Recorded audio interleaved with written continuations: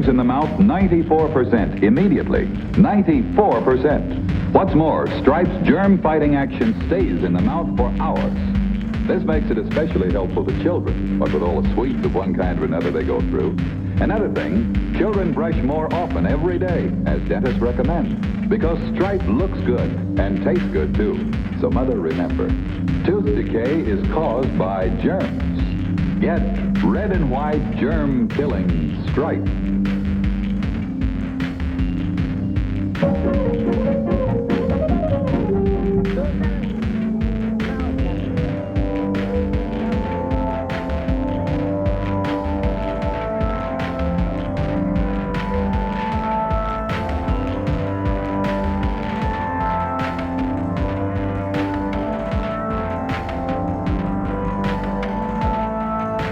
That's from my sister-in-law. You're welcome, Colonel. Wait a minute. Here's a little something for your trouble. $1. Thank you.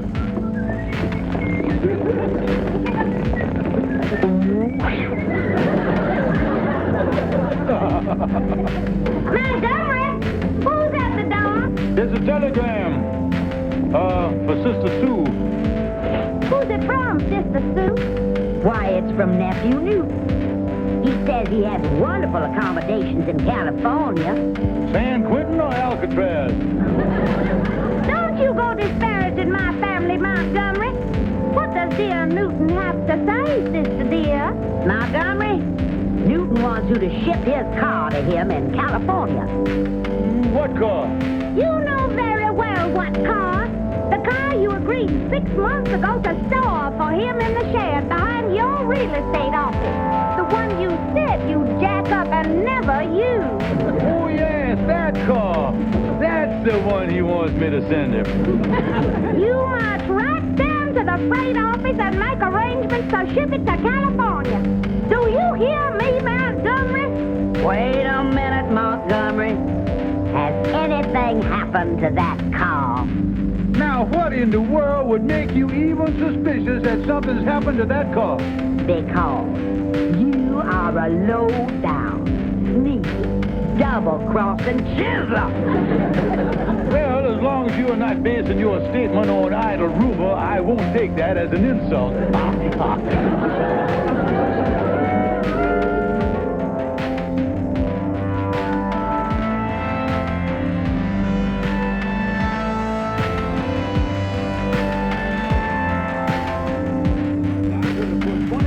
Miles on this car.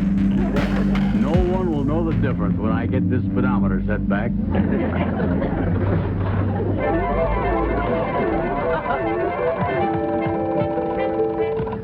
How's that, Colonel? Move it up a little bit. That's it. Now we can take the car to the garage and get that free 1,000-mile checkup. Come on out, Calvin. You know, Colonel, I think you ought to get those tires retreaded. They're completely bald. And this one's got a bunion. They're not too bad. Let me pop that bulge back in there.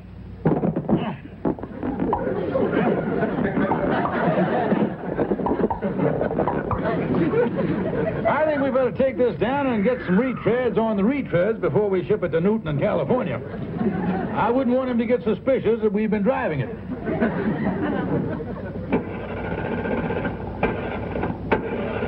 It's suffering a little more than usual today.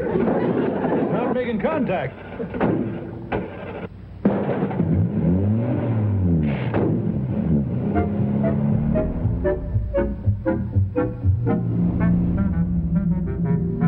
Where's this retreading shop, Colonel?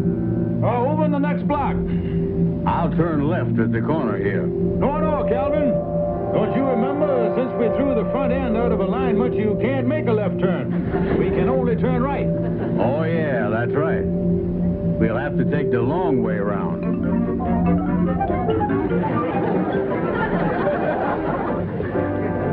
Nice going, Calvin. I say, Cal, I hate to mention it, but there's a lot of traffic up ahead at that red stoplight. These brakes aren't holding like they used to. They must be taking hold. I can smell them burning.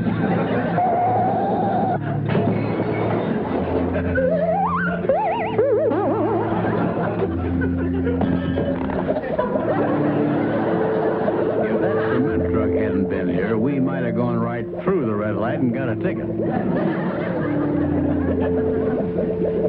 Never mind that, you dummy. Let's get out of here before we get hardening of the arteries from the outside.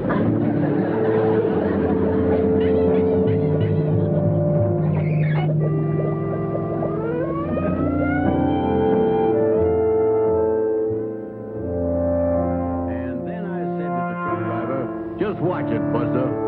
You happen to be talking to Calvin Burnside of the Fighting Burnside. Oh, my Calvi.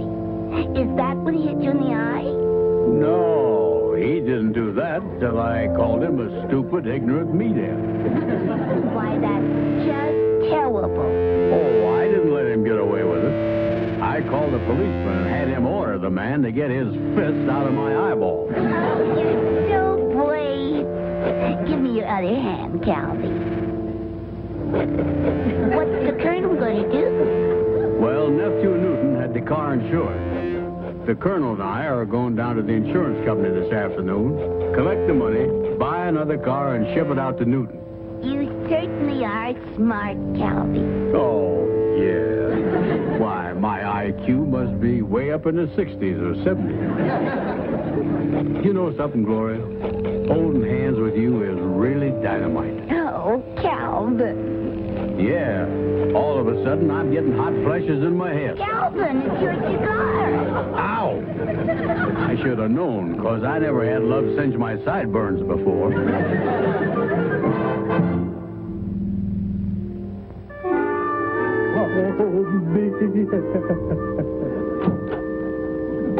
How come you're all broken up, Colonel? I looked up Nephew Newton's insurance policy on his automobile. He kept the fire and theft, but he canceled the collision. It's too bad we didn't hit a gasoline truck instead. Then the survivors could have collected on the fire insurance. What are we going to do, Colonel? Well, I'll just have to go home and tell Maggie Bell and her sister the truth. After all, accidents can happen, and... Montgomery J. Claxon, real estate speaking. Montgomery, have you shipped Nephew Newton's car off to California yet? Well, I want to tell you something about that car, Maggie Bell, honey. There's nothing I want to hear from you except that it's on a boxcar headed west. Well, What? I was just going to say that your nephew's car is on the freight train now singing California, Here I Come. Well, it better be. That's all I have to say. Look at there. It happens every time she talks to me. That thing will beat like that till sundown. What are you going to do, Colonel? I don't know, Calvin, but I got to do something. If I had sat there in that car and let that cement harden on me, I wouldn't be in a tighter spot than I am now.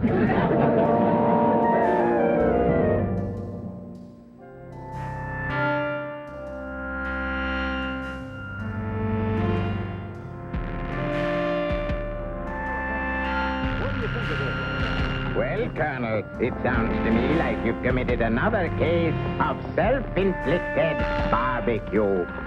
Self-inflicted barbecue? You've cooked your own goose.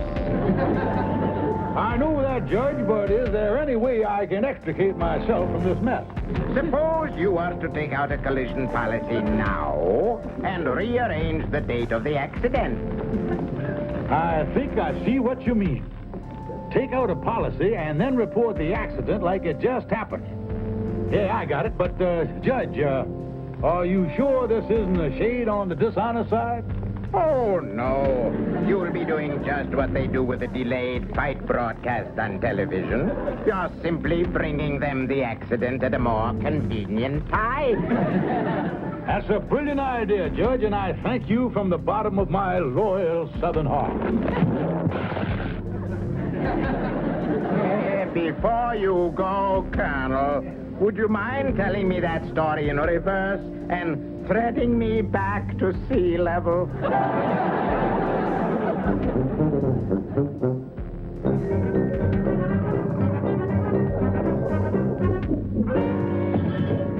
Well, Calvin, this is the insurance company. Now, let's go in and take out the policy on Newton's car. I'm right behind you, Colonel.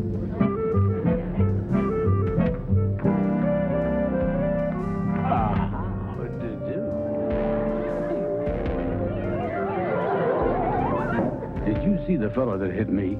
Stop it, you big dummy. We've got important business with this company, and we got to keep our minds on our toes. How do you do? May I help you? I'd like to get a collision policy on a 1956 coupe. Yeah, a gray one. Well, we have several excellent policies. Here's one that covers collision, upset, contact with a moving vehicle, or stationary object. And this, damage resulting from... Will it cover us if we should hit a cement truck waiting for a red light? Of course. And it also covers all risks involving... We'll take it. Where do I sign? But don't you want to read it? No thanks, as long as it has a cement truck clause in there. Just give me a pen and I'll put the fair and honorable name of Claxon on the document. Very well. Here you are. If you'll put down your address, we'll send you the policy and bill you for the premium. Here you are, sir. Pleasure to do business with you, sir. Well, I don't believe we've ever sold a policy this quickly before. We Southerners talk slow and act fast. Tell me something, sir. When does this policy go into effect? Why, it's in effect now. Now? By now, you mean now, don't you? You don't mean mountain time now or Pacific time now or anything like that. You mean right now, this very moment now, on the nose now. Yes, I do. What's this all about? Oh, nothing, sir, nothing. We just want to get all the facts in case we have to sue later. Well, thank you, mister. We'll be seeing you again sometime. Good day, sir. Now what do we do, Colonel? We'll just dilly-dally for a few seconds. We don't want to be too obvious.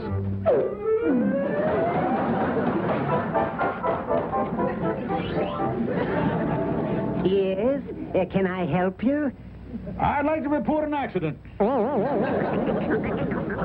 Just a minute. You're the two men who were just in here and took out this policy. That's right, sir. While we were in here signing up for it, the car was completely demolished out front. Yes, sir, that's right. According to the eyewitnesses, it must have happened while the ink was drying on the signature. You say this accident happened in front of the building just now? Sir, you can go look for yourself. It's the car with the back seat full of cement.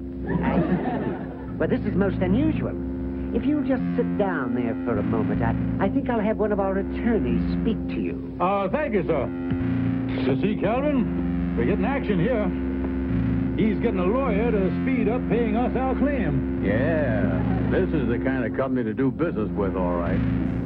You know, that's a mighty fine policy we bought. Yes, sir. Look at all that official curlicues and that big seal. Makes you have a lot of confidence in the company. And look at all the big print in there. What does it say? Well, it says here, the company assumes all liability. Claims paid, cash or certified check. You know, this is really a free and easy company, isn't it? I'll say. What does all that small print say? I always carry this jeweler's glass for scrutinizing insurance policies and installment contracts. Now, let's see. Here with penalties for defrauding. $5,000 fine. 6 years in the penitentiary. Say, this is great. If this company tries to defraud us, we can throw them in jail for 6 years. We can throw them? Well, let's see. In case of misrepresentation or fraud, the insurer can take criminal action against the insuree. What's the matter? We are the insuree. What about it? Well, if we are the insuree, we are going to end up sitting in the jail-y.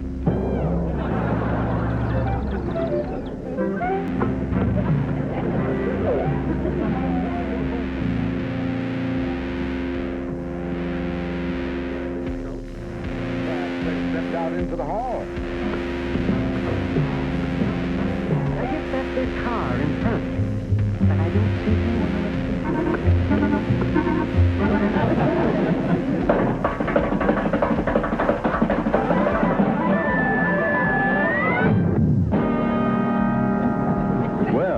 This company's got offices all over the city. You dummy, we panicked ourselves right back to the same door.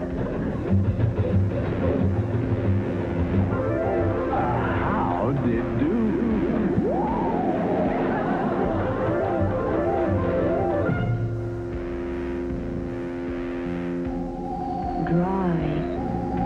Dry. My skin feels so dry.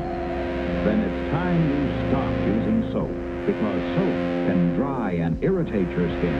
But Dove is a completely different formula from soap. Dove actually cleans your skin while you wash. Dove protects your skin against dryness better than any soap can. You see, Dove is one quarter cleansing cream, rich, luxurious cleansing cream.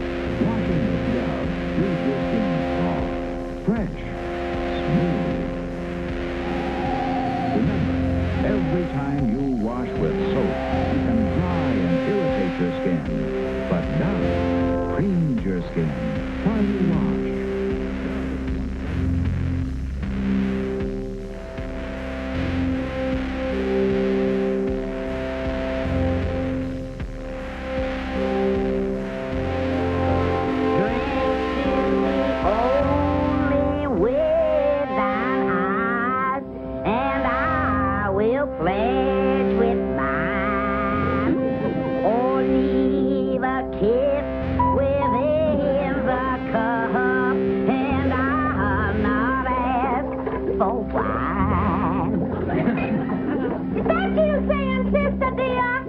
Maggie Bell.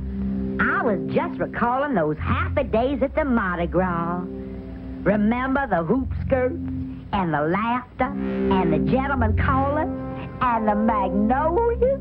I think of those days once in a while. Then Montgomery walks in the door and I want to lie down and die.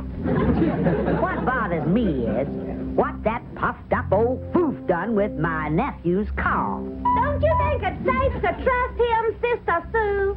The only time I'll trust that man is when he has gone down the lonesome road in that velvet-lined phone booth.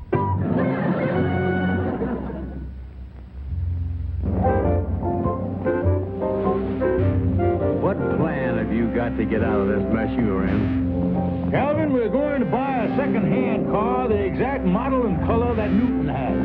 Oh, I see. Then you ship it off to him, and Maggie Bell and Sister Sue won't ever be the wife. That's my plan. Look at all these cars. Yeah, here's the same make and model and paint job as Newton's. Look at that. I don't see a price on it, but it says no offer refused. Well, let's find Generous Jerry and talk to him.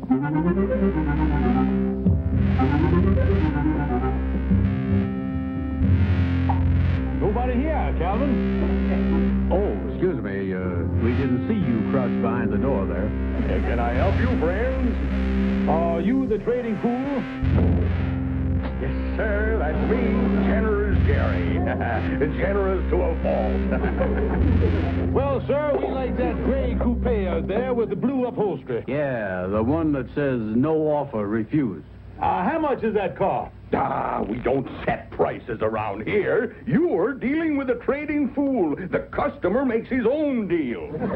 Well, what would you say to $500? $500? I paid $800 for it. No, I have no willpower. All right, you got yourself a deal. How about the monthly payments? Anything you say, friend. You're the boss. I'm just here to make you happy.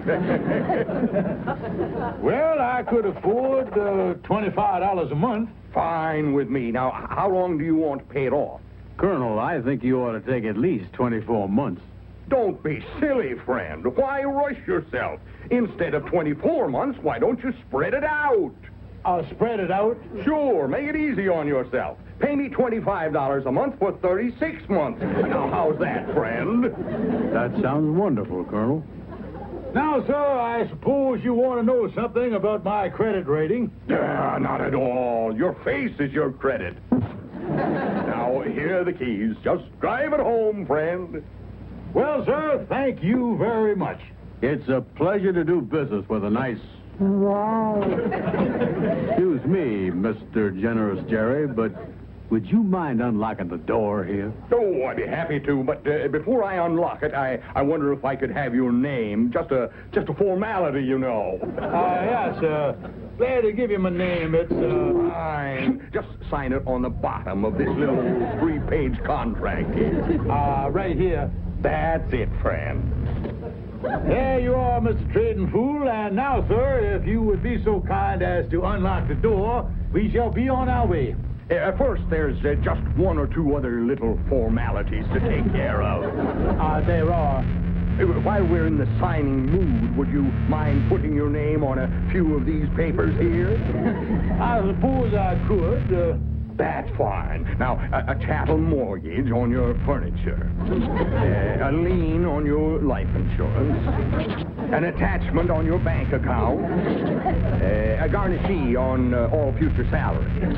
And in case of legal action, this waiver of all rights as an American citizen.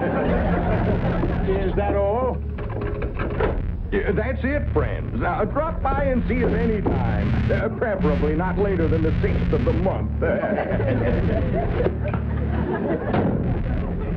Oh, you doll. You've done it again.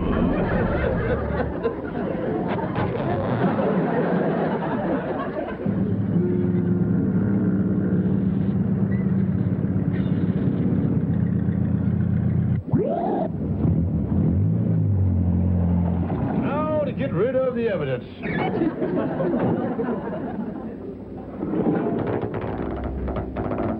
Holy cow, Colonel, we forgot the tow rope.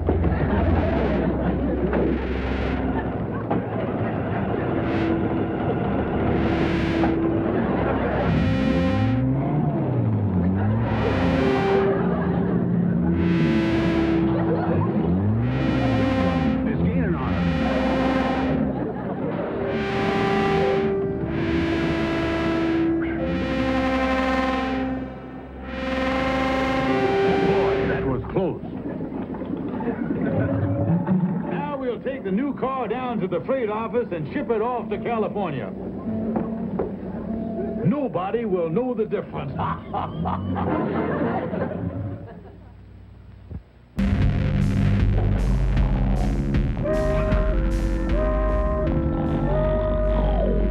Yoo-hoo, Montgomery. The little robins are singing you awake. That's right, sweet lamb. It's 11:30. Oh, boy. I really had a nightmare. I dreamed you two were talking nice to me. We were, Montgomery, honey. Why, sure. We checked up on you, Montgomery. We called the freight office, and they said you really had shipped Newton's car. It was perfect how you handled everything. And to think we were suspicious of you. We just hate ourselves. We're trying to make up for it by bringing you your favorite breakfast. Ham hocks smothered in bacon dripping. Can you find it in your heart to forgive us? Well, being a sweet, generous Southern gentleman, I think I could. If you bring me a nice stack of Tennessee buckwheat cakes with some honey molasses. We'll fix them straight away. I know I didn't earn all this love and affection, but I'm a married man, so I'm going to take what little I can get.